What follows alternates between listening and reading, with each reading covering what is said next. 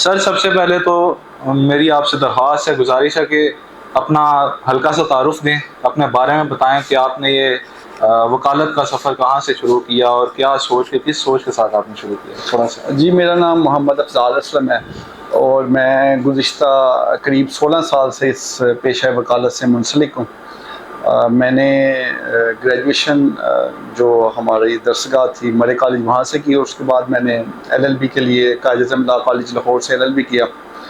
وہاں سے pass out ہونے کے بعد پھر میں نے LLM کے لیے انگلینڈ گیا، وہاں سے میں نے LLM کیا یونیورسٹی آف ہارٹفورڈ شائر سے، اور پھر پیشہ وکالت سے منسلک ہیں، اور تب سے اب تک اسی وکالت کے پیشے کے ساتھ ہی ہیں۔ درمیان میں کچھ انٹرولز آئے ہیں، لیکن وہ لیگل جابس کی تھی جہاں پہ میں نے سرو کیا، لیکن رہے اسی پیشے میں ہی ہیں، اور صدرات سے اسی پیشے سے منسلک ہیں، اور ہمارا اوڑھنا بچھوڑنا اب وکالت ہی ہے، اور اسی کے ساتھ منسلک ہیں۔ اور currently I am serving as secretary district bar Sialkot.